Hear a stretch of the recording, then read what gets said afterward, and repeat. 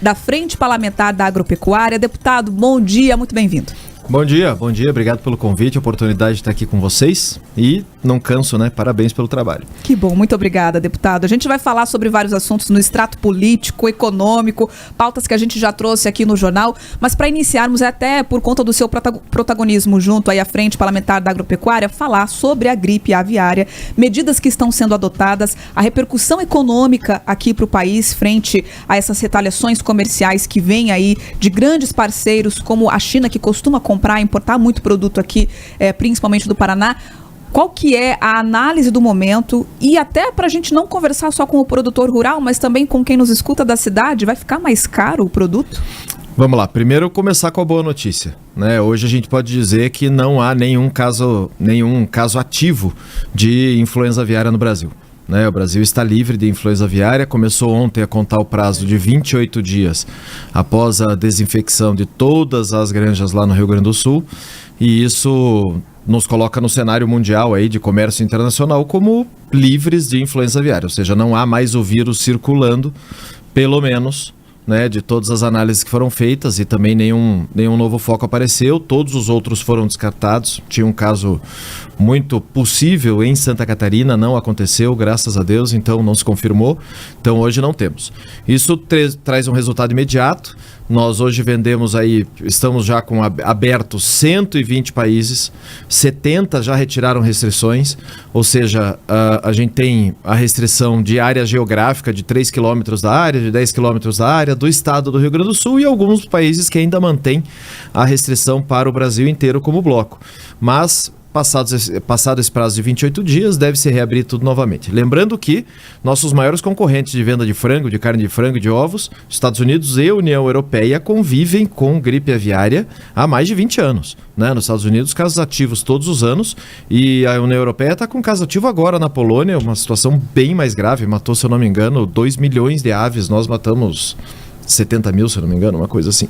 Então, algo que o caso aqui foi muito bem controlado devido à defesa agropecuária dos estados muito bem organizadas. Aqui no Paraná tem que dar parabéns para o pessoal da ADAPAR. A ADAPAR correu e para nós era super preocupante. Os números são super impactantes, até para a nossa população urbana saber o que significa isso. 30% de todo o frango consumido no mundo sai do Brasil. 30% de todo o frango consumido no mundo sai do Brasil. 40% desses 30% são aqui do Paraná. Então a gente tem que tomar muito cuidado e tem que ter uma defesa agropecuária que funcione muito bem, e nós temos, por isso que a gente ficou resguardado aí nessa situação. Há 2 anos já um caso ativo no Rio Grande do Sul, no Uruguai e na Argentina, nós conseguimos segurar mesmo com aves migratórias ocorrendo em todo o território nacional, e acho que agora podemos comemorar aí com tranquilidade. Se há impacto direto na população ou não, é uma questão seguinte, vamos lá. Nós temos plantas frigoríficas que são especializadas, por exemplo, em frango halal. Frango halal, que é frango para a população islâmica, muçulmanos, que tem um abate diferenciado, tamanho diferenciado, é um galetinho pequeno, muito mais precoce. Não tem mercado para isso no Brasil. Então, não é simplesmente virar a chave e falar para a fábrica, pare de fazer esse, faça outro. Como também a questão do mercado chinês, que é o nosso maior importador, em que a grande parte da importação é pé de frango, que nós não temos consumo suficiente no Brasil. Aliás, dos miúdos, o único que nós temos o consumo total da produção é coração de frango. O resto dos miúdos de frango, grande maioria, quase 70% exportados. Por quê? Porque nós não temos esse hábito de consumo aqui no Brasil. Então, você não pode simplesmente colocar pé no mercado brasileiro. Não tem consumo para isso e não vai ter apelo comercial disso. Então, vai para a graxaria. Indo para a graxaria, que é onde se faz outros subprodutos, o preço é muito menor. Isso significa que a empresa que produz esse frango vai ter um prejuízo. Para ter esse prejuízo, ela vai repassar preço. Então, a gente precisa analisar que, apesar de que vai ter uma oferta maior com esse fechamento de alguns mercados, e pelo menos com esse menor período de tempo aí, contando esses 28 dias, não dá tempo de ter um impacto direto para que a população possa sentir no bolso qualquer tipo de diferença, né? Até porque o ciclo do frango é muito rápido, viu, cara? Desculpe. O frango, do dia que ele chega na granja ao dia que ele sai, são 42 dias. Então, é muito dinâmica essa indústria, né? Agora, o senhor acredita que vai ser... É possível, talvez, conter nesses 28 dias? Porque há uma preocupação, a gente até entrevistou o governador Ratinho Júnior essa semana aqui, ele falou, olha, claro, destacou o protagonismo do estado do Paraná nesse mercado e falou, se durar esses 28, 30 dias, o mercado consegue sobreviver. Agora, a dificuldade é se esse negócio se estender. O senhor, como presidente da Frente Parlamentar, o que está vendo do governo federal em relação a isso, a proteção desse segmento diante dessa crise aí da gripe aviária? Bom, eu tenho uma expectativa muito otimista nesse sentido, até porque eu entendo que se fosse manifestar novos casos, ele teria que estar dentro do ciclo de vida do vírus, né? Ou seja, esses casos de Santa Catarina, do Ceará, Tocantins, Goiás, Minas Gerais, teriam que ter sido positivados para a gente ter efetivamente focos da doença. Graças a Deus isso não aconteceu, foram todos descartados. Mesmo algumas aves silvestres, aquela questão do zoológico, várias outras questões que tinha dúvida em relação à influenza, foram descartados. Significa que nós tivemos aquele impacto momentâneo daquele não circulou, vírus, né? O vírus não circulou sim. e isso vai acabar com os 28 dias que é necessário pelos protocolos internacionais. Aí a gente consegue respirar e consegue se cuidar. Vamos lembrar que, e depois a gente vai falar das questões econômicas todas, porque da inflação de alimentos e tudo isso, mas o preço do ovo teve um grande impacto e pesou muito e continua pesando no bolso do consumidor por causa da influenza aviária nos Estados Unidos, que teve uma escassez enorme de produto porque ficou já durante muito tempo com o impacto da doença e teve que tirar produto do mercado. Não aconteceu isso aqui no Brasil, não temos previsão que isso vai acontecer, não há nenhum risco de consumo para o consumo humano e o mercado continua abastecido e espero que a gente consiga ter a tranquilidade aí nesses próximos 28 dias. Deputado, para a gente até fechar esse assunto, houve uma reunião essa semana da Frente Parlamentar com o ministro Carlos Fávaro e ficou discutido ali a criação de um fundo sanitário. A gente sabe que não para esse caso específico, que é uma medida ali a médio e longo prazo. Queria entender como que vocês enxergam isso, se é positivo, se é algo que deve também sair do papel rapidamente, né? Vai sair sim. Veja, nós fizemos a reunião justamente para buscar quais as medidas que nós, pelo parlamento, poderíamos ajudar, né? Independente das diferenças políticas e das questões ideológicas, quando tem um problema de Brasil, a gente tem que trabalhar junto, e esse acho que é o papel mais importante que nós temos lá. Duas medidas principais, e nós vamos votá-las nessa semana. Ontem, na reunião de líderes do Congresso, nós definimos essas pautas e nós vamos tratar disso já na próxima semana.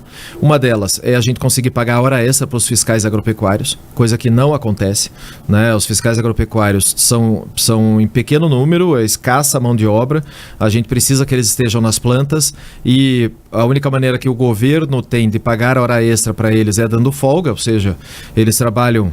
Se tem que trabalhar por um período a mais, como aconteceu agora nesse caso da influenza, eles acabam tendo que folgar mais e isso acaba deixando o sistema falho do mesmo jeito. Então a gente precisa conseguir que a iniciativa privada consiga pagar essa hora extra. Para isso tem que mudar a lei. Então esse é um projeto que está lá, do deputado lá de Minas, Domingos Sávio. O outro projeto que está lá, do ex-deputado Jerônimo Gergen, lá do Rio Grande do Sul, que trata justamente da criação desse fundo. Um fundo que nós já temos aqui no Paraná, chama Fundepec. Começou lá atrás com aqueles problemas de aftosa, de algésia que nós tivemos aqui no Paraná muitos anos atrás, e esse fundo é o que consegue pagar a indenização, contratar funcionários extras, tratar as questões emergenciais, buscar fechar o estado, tudo isso. Vários estados têm esse fundo, muitos não têm. A gente precisa ter uma medida federal, uma medida nacional para como ele vai ser fomentado, como vai entrar o dinheiro, se é iniciativa privada que vai bancar, como é o caso aqui do Paraná, e como que ele vai conversar com os fundos estaduais, é o que a gente vai fazer, melhorando a legislação, trabalhando nesse texto e buscando essa semana um caminho. Deputado federal Pedro Lupion, presidente da Frente Parlamentar da Agropecuária, ao vivo conosco aqui no Jornal da Manhã Paraná. Vamos fazer uma pausa bem rápida na FM, já a gente volta com mais conversa sobre política, sobre economia, repercutindo também esses outros pontos, junto com o deputado. No YouTube a gente continua essa conversa. Jornal da Manhã, Paraná.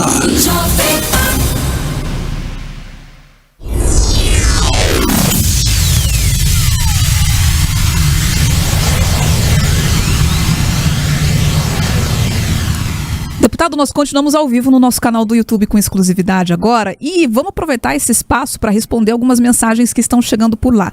Eu já vou mandar duas, são bem diferentes aqui, mas para a gente conseguir dar conta delas nesse tempo mais curto de break, o Guilherme está falando sobre a flexibilização das armas para produtores rurais, se essa é uma possibilidade aí de autodefesa que está avançando. E o Elcio Koleski, que é a nossa ala petista da live, disse que o agro tem que ficar de joelhos para o presidente Lula porque foi o governo que mais investiu na área. É contigo. Preciso responder isso, gente? Sério? Virou programa de comédia agora? Não tem o mínimo sentido, né? Pergunta ridícula, comentário absurdo. Só ver os números que estão aí, ver os dados que estão acontecendo no Brasil, tudo aquilo que está provado mais de 1000 vezes já que esse governo tem real desprezo pelo setor produtivo, desprezo pelo agro, e é justamente o que está acontecendo. Vamos linkar lá na questão do INSS. Qual foi o órgão que mais lesou os aposentados? CONTAG. O que é CONTAG? Confederação dos Trabalhadores da Agricultura, o órgão oficial que banca o MST. Então, isso é a resposta básica para o amigo vermelhinho aí que está com dor de cotovelo do desespero que eles estão porque o governo está indo de mal a pior. E a segunda pergunta sobre as armas, vamos lá. É um trabalho que a gente tem todos os dias, tentando resolver de todas as maneiras a questão da legítima defesa. Não é questão de querer ter arma ou não ter arma. É legítima defesa efetivamente. O Estado não tem como ter braços suficientes para garantir a segurança pública em todos os locais, principalmente nos mais afastados. Eu passei por isso, né? Algum tempo atrás, meus pais foram vítimas de uma invasão na propriedade, ficaram reféns muito tempo, foram agredidos e tal. Eu tendo arma em casa não consegui resolver. Ainda bem que senão teria um tiroteio lá, talvez tivesse alguma coisa errada. Mas a gente precisa dar o direito das pessoas de terem a livre iniciativa e o direito à sua legítima defesa. O produtor rural está à mercê da criminalidade, infelizmente. Nós mudamos a lei ainda no governo passado, o governo Bolsonaro, eu era vice-líder do governo, a gente trabalhou bastante nisso, para permitir posse estendida, permitir que o produtor trabalhasse com a sua arma dentro de toda a extensão da propriedade, mas esse governo tem desde o primeiro dia trabalhado através de decretos e portarias, dificultado a vida do produtor, matando do atirador e do colecionador, matando por inanição, né? É problema para sair o selo para poder entregar arma, é o problema da licença de compra, é o problema para comprar munição, é o problema para ter o transporte, ou seja, trabalhando o tempo todo contra aqueles que defendem efetivamente a legítima defesa. Infelizmente é uma briga inglória do ministro da Justiça que trabalha claramente contra nós, tem isso como sua pauta ideológica e acho que a gente vai ter um bom alento aí mudando o governo, porque nesse governo vai ser muito difícil. Deputado, a gente quer falar sobre política paranaense, mas eu vou deixar sobre a federação também do PP com União Brasil, vou deixar isso para a FM, mas para a gente aproveitar que a gente entrou na pauta do Congresso, para falar aqui para o pessoal do YouTube sobre a tal da CPMI do INSS, né? O deputado assinou a criação da CPMI, como que você está enxergando essa articulação? Agora lá no Senado o presidente falou que vai deixar para junho uma possível instalação, mas vai sair? O presidente Davi Alcolumbre deu até uma data, né? Falou, acho que 17 de junho, né? Coisas de Brasil, gente, vamos lá. Já muito perto do recesso ali, né? Eles estavam tentando empurrar para depois do recesso ainda, né? Mas vamos lá, é que o problema é que o mês de junho está praticamente morto, né? Vai ter um evento dos BRICS, congressos do BRICS, parlamentos do BRICS, e a semana de 2 de junho Brasília vai ficar fechada única e exclusivamente para isso, ou seja, não vai ter Congresso Nacional. Depois disso vem a questão da gente conseguir fazer essa leitura, pelo menos a CPMI, e daí vem o tal do São João do Nordeste que para completamente o Brasil. Então, o mês inteiro. O mês inteiro praticamente. Mas, tendo um alento de que ele vai ler a CPMI, até porque ele é obrigado a fazê-lo, acho que a gente vai ter um bom trabalho de poder mostrar, independente de quem fez, quem não fez, onde começou, onde terminou, como é que foi isso, de como que a gente vai resolver o problema. Não é possível uma roubalheira desse tamanho, com essa monta, o absurdo que é isso. Mas existe expectativa desses aposentados reverem esse dinheiro, você acha? Eu acho que pelo governo não, acho que inclusive o governo não pode devolver esse dinheiro, é proibido fazer isso. Aliás, se fizer até uma oportunidade pra gente, que é uma pedalada daquelas, porque o governo não foi supostamente o governo que tomou esse dinheiro, foram as entidades. Então quem tem que devolver são essas associações, essas entidades. Da onde que o governo vai tirar o dinheiro e justificar esse recurso para devolver? Vão perder 2 vezes, né? Não, exatamente. Quem vai pagar a conta? Os aposentados de novo. Então, eu não consigo entender que o governo tenha legitimidade de devolver esse dinheiro. Só para reforçar aqui para quem está nos acompanhando pelo rádio, a gente voltou já da live do YouTube, permanecendo com essa entrevista aqui junto com o deputado federal Pedro Lupion, repercutindo também essa expectativa em torno da CPMI do INSS, mas vamos também falar sobre Paraná agora aqui ao vivo no rádio, Manuela. É isso, a gente quer saber um pouquinho dessa federação, né, do União Brasil com o PP, que é o seu partido. Aqui no Paraná a gente ainda não está entendendo muito bem como é que vai ficar essa liderança, então queria entender qual que é a sua visão de como que isso deve continuar a partir de agora. E claro, se a gente já puder falar um pouquinho de 2026, né? Porque ambos os partidos vêm sinalizando ali um pré-candidato para 2026. Então, como que vai ficar essa articulação? Bom, primeiro que 26 a gente, apesar de faltar um ano aí para as convenções, a gente tem bastante tempo ainda para discutir política, mas foi uma decisão nacional, não foi uma decisão dos estados. a necessidade de se tornar bancadas mais fortes, se ter bancadas mais fortes e mais coesas dentro do Congresso. Isso ficou muito claro nas últimas eleições, uma diminuição do número de partidos e uma concentração maior de parlamentares e candidatos nos partidos maiores, e essa federação, que não é uma fusão, não é uma incorporação, pelo contrário, os partidos continuam existindo, cada um com as suas características, apenas a obrigatoriedade de que trabalhem juntos nas eleições majoritárias e nas campanhas eleitorais e nos posicionamentos dentro do Congresso, claro, faz com que tenha uma força gigantesca, né? Vai para mais de 100 parlamentares, o Senado muito forte, cria-se uma competitividade muito grande, né? Ontem mesmo nós filiamos o capitão Derrite, o secretário de Segurança do Estado de São Paulo, no partido. Ele vem fortíssimo candidato a senador pelo Estado de São Paulo. Isso tudo se deu graças a essa grande união de esforços, como os outros partidos também vão fazer, né? Tem conversa do Podemos com o PSDB, tem conversa do Republicanos com o MDB, tem conversas dos partidos de esquerda fazerem uma nova federação, ou seja, buscando fortalecimento nos posicionamentos dentro do Congresso e também para ter força das negociações das candidaturas majoritárias. Agora, deputado, a gente viu essa semana aí o governo dando um recado muito claro. O governador Ratinho Júnior, aliás, nessa bancada anunciou aqui em primeira mão de que o seu sucessor, claro, será do PSD, partido dele. E aí houve depois, logo em seguida, uma espécie de retaliação a um deputado estadual, Mauro Moraes, muito ligado ao Sérgio Moro, do União Brasil, pré-candidato ao governo. Inclusive agora dessa sua federação. Ou seja, o recado do governo é o seguinte: olha, o nosso candidato é do PSD, então nós não somos, né, favoráveis a essa candidatura de Sérgio Moro. O senhor teme que essa retaliação aumente agora para o PP? Como é que o senhor vê esse cenário? O senhor que sempre teve na base aliada aí do governador Ratinho Júnior, como é que o senhor vê esse cenário de distanciamento, talvez, da federação ao governo para 2026? Bom, veja, Carlos, você sabe que eu sou um político que tenho bom trânsito em todos os lados, né? Tenho muita amizade com o governador Ratinho Júnior, tenho admiração e aplaudo muito seu governo, as conquistas do estado do Paraná, super bem avaliado, até pela capacidade de gestão que tem. E dentro dos próprios pré-candidatos, entre aspas, aí do PSD, e vamos falar aí em praticamente 4 ou 5 nomes, sou amigo de todos e gostaria da gente conseguir uma grande composição, né? Nós, na federação, temos o União Brasil junto com o Progressistas agora, né? No União Brasil, o senador Sérgio Moro já colocou sua pré-candidatura. É óbvio que isso tem que ser respeitado, assim como dentro do PSD o próprio governador já anunciou, o governo sou eu, o governo está indo muito bem e o candidato vai ser nosso. Então, eu ainda sou daqueles que acham que as coisas vão acontecer, vai ter tanta coisa até junho do ano que vem, que é capaz de estar um grande bolão de todo mundo envolvido junto, todo mundo trabalhando junto, uma grande aliança, e quizá seja o melhor para o Paraná, né? Agora, hoje, claro que dentro da federação existe a candidatura do senador Sérgio Moro, ele tem dito isso, tem trabalhado por isso, tem andado o interior, uma característica que não é dele, naturalmente, não é um político tradicional, né? Não, sim, de base eleitoral, de prefeitos e tal, e tem feito isso agora, está andando bastante. Não sei os detalhes da situação do deputado Mauro Moraes, até ontem conversamos justamente sobre partido e federação, e aí, Manuela, respondendo a tua questão, nós não temos a mínima ideia de como vai ficar no Paraná, né? Existe hoje a deputada Maria Vitória, que é a nossa presidente aqui do Progressistas, ou o deputado Felipe Francischini, que é a presidente do União Brasil.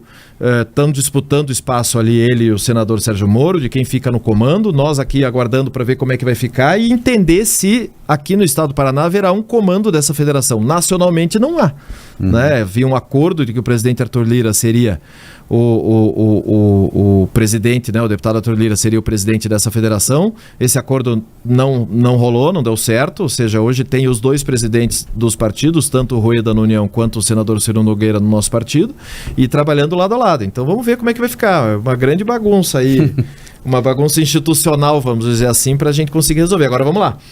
Ficamos com, só no Paraná, 11 deputados federais, sim, né? Então é uma força grande, muito grande. Agora, deputado, eu sei que o nosso tempo está terminando, eu queria ser bem rapidinho sobre o projeto de lei da legislação ambiental. O governo fez críticas, isso passa, não passa? Como é que está o ambiente dessa questão? E qual que é o avanço que o senhor vê nesse projeto? Bom, o governo não se entende, né? O governo fez críticas, mas a bancada do governo votou no projeto. Então, não conseguem se entender, né? A grande verdade é que é um projeto que está há muito tempo tramitando, não é um projeto de uma bancada A, da bancada B ou C, não é um projeto do agro, é um projeto do Brasil, para a gente poder destravar gargalos, principalmente logísticos que nós temos e estruturantes no país. Não é possível que uma estrada, uma ferrovia como a Ferrogrão, que vai ligar o norte do Brasil até a gente poder escoar aqui em Paranaguá, por exemplo, fique 20 anos esperando o licenciamento ambiental. Isso não é normal, isso não é natural. Passar um linhão de energia lá para alimentar Roraima, a gente está puxando energia da Venezuela ainda porque problemas ambientais de liberação.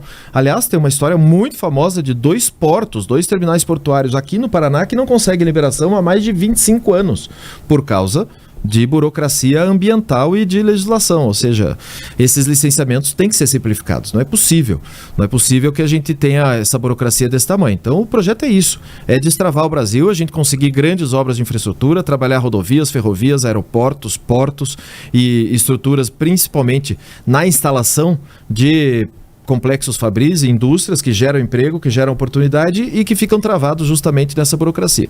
Passou muito bem no Senado, 54 votos a 13, é um resultado muito forte. E na Câmara dos Deputados, vamos agora escolher o relator aí, entre o deputado Zé Vitor lá de Minas, o deputado Kim lá de São Paulo, disputando essa relatoria, para que a gente possa já nas próximas semanas trabalhar nesse texto e buscar a aprovação, que nós já fizemos isso. O primeiro turno já passou na Câmara e foi muito bem aprovado, com uma maioria super ampla, e vamos trabalhar isso de volta. Assim nós fechamos então essa entrevista com o deputado